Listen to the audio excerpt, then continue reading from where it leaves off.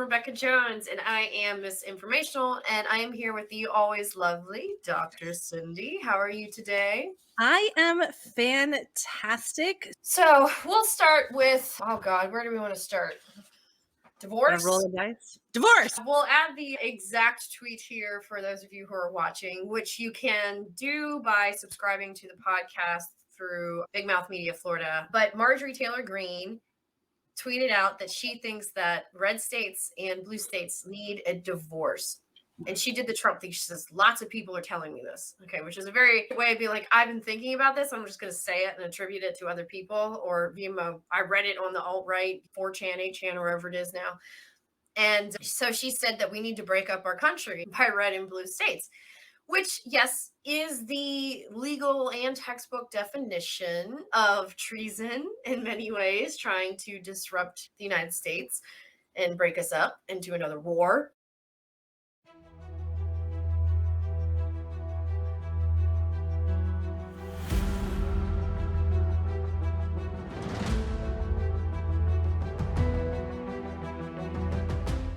But also, interestingly, apparently Marjorie Taylor Greene was not aware that Georgia is not considered a red state, which I got the fun pleasure of breaking it to her, according to the tweet reactions on things. And I said, Georgia voted for Joe Biden, and they voted in 2 Democratic senators, including one they renewed just last November. Which shithole red state do you plan on moving to, Marge? And apparently she does not see Georgia as a red state. They have a Republican governor, fair enough, but they also have the Republican governor who stood up to Trump. And that is not exactly an ally of her and her movement. Right. So it started apparently this big debate on my own feed about what is a blue state, what is a red state, and what percentage of the state legislature do you have to have, or do you have to have a governor, or should we only measure statewide elections? Of course, there's not many of those. You have your 2 senators and your governor, and if you have lower offices, I guess you could count those. But I'd say it's a balance. Who did the state's population vote for president in the last presidential election? Who did they vote for governor, their party, and who did they vote for with the 2 senators? And that should balance it. But then even I got corrected because I don't consider Louisiana a red state, but they have a Democratic governor, but they have 2 Republican senators. And so it's a good debate. It's a healthy debate. But I think definitely if you have 3 of those 4, you're a blue state. If you have a majority, then you're definitely one or the other. But yeah. I mean, it's just some bullshit that she said. It's just breaking up people. It's not about segregating our society by conservatives and liberals. Yeah. Because even in Florida, by any of the metrics that you talked about, Florida would be a red state. However, the population, it's about 50-50, right? So it's more 33-33-33 because a third of Floridians are not affiliated with any party. Sure. And they could break down into everything from 33-0 to 0-33. So it's hard to say, but yeah, but Florida's close. Like their presidential elections are close, except for Val Deming's race. The Senate elections tended to be close. If you look at Rick Scott versus Bill Nelson, that was a very close race. DeSantis's first governor's race was very close. So it's not like a blowout like Mississippi. Mississippi is a fucking red state. Nobody's going to disagree with you with that. So is Alabama, Arkansas, Oklahoma. These are your hardcore red states.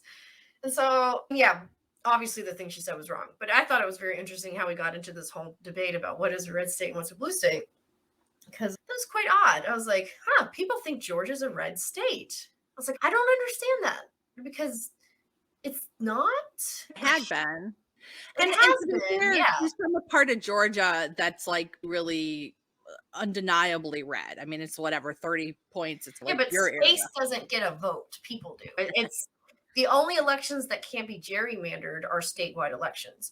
So to me, that's the only time that you can really get a gauge on how people feel, because congressional districts can be gerrymandered to hell and back, which they are in Georgia and Florida and a lot of other places. But statewide elections is just populace. And so if you look at those populations, that to me is a bigger indicator of where the population base is going than how many congressional districts are blue versus red, which entirely depends on who's drawing the maps. Maybe swing state is a better phrase for it, but nobody considers Pennsylvania a red state. But they've had Republican senators and governors, but I would, if somebody tried to tell me that Pennsylvania was a red state, I would laugh in their face. I'd be like, "That's so fucking stupid." But Right. Speaking all of right, which, but I really just wanted to call her trash, though. speaking it, a shout out to John Fetterman, senator from Pennsylvania. He recently had been checked in for treatment for clinical depression, and Walter Reed. So we are wishing him happiness and wellness and stability. And I think it was a really brave and bold move for him to publicly acknowledge that. And it's something that I think we should see more of. Yeah, and I think you could really tell the GOP players who are just vicious, mean assholes versus the ones who are still human beings, like my good buddy that we've mentioned on just about every single one of these shows, Tim Burch, who is the UFO guy. UFO guy from Tennessee.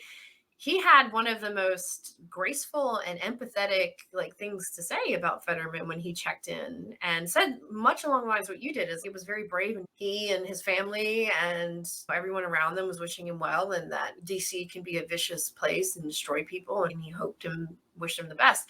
And I remember thinking, God, Tim Burch, I may have commented, I was like, you just keep surprising me, Tim. I don't know what's going on with you, but you're a special one. There's something with you. You're going to be my buddy. You're going to be one of these weird GOP people that hangs out with me all the time. But yeah, you had people like that, like Tim Burchett. And then, of course, you had your Charlie Kirks and your other mouthpiece who were saying that he should have disclosed this when he was running for office. If he had mental issues, he's not fit, or all this other conspiracy stuff. And clinical depression after stroke is actually not as uncommon as people might think, or maybe just haven't thought about it.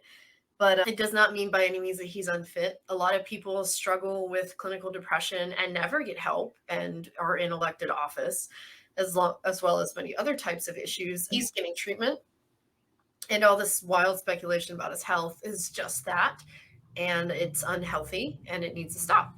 But at least there's still good guys like Tim out there showing that you can disagree with people in policy and threaten Matt Gaetz to the point he pee-pees his pants, but also stand by John Fetterman's decision to get help and wish him well. Yeah. And not at all in like a backhanded kind of, oh yeah, we sure do hope he does well. Yeah. But no, this scene was genuine. But I'm terrible at winking. It's like an ongoing thing. So if you didn't see it was a pretty awkward wink, Rebekah. Yeah. Probably the most awkward I don't know why I do the a pirate. So let's turn that back around to MTG just one moment too, because of course that tweet set everybody on fire right before it was announced that Biden was in Ukraine, which I know we're going to talk about in a moment here as well.